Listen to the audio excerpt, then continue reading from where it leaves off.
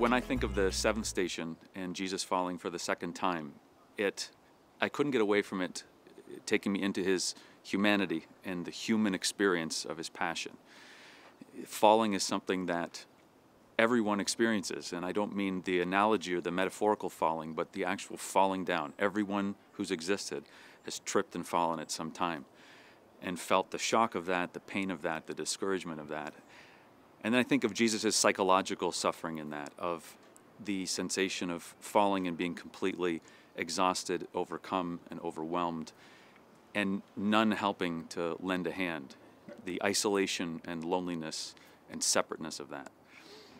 And in thinking of that, I was taken back to the beginning and end of his passion. And I realized the beginning of his passion starts with Jesus in the garden and praying to his Father, my God, why have you forsaken me? And in that expressing fear and trepidation, negation, and even rejection of what's to come. And it ends with his words on the cross of, my God, why have you forsaken me?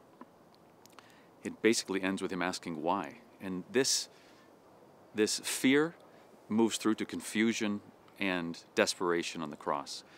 And in some way, I think we could title Jesus' whole passion, the defeat of God.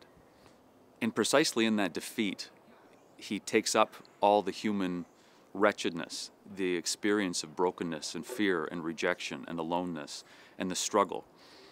And these become the arms that he uses to tackle the greatest work that he does, to redeem, to restore, to recover, and bring back.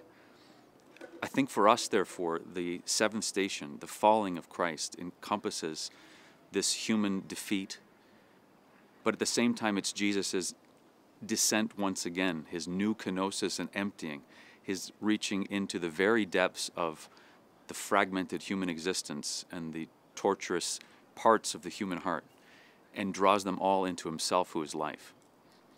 And I myself ponder wondering if it isn't precisely in those moments of torture and defeat and fear and struggle that he speaks to us, behold, I make all things new.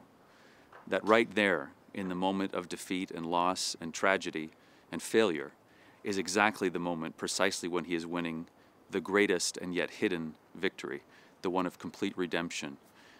And so I wonder if it isn't for us that we might say in the seventh station, in the whole stations, in the passion of Christ, that in our own passions, if we might not hear his quiet voice saying, I am there, I've lived it, and it's precisely here where I win victory. We adore you, O Christ, and we praise thee, because by your holy cross you have redeemed the world.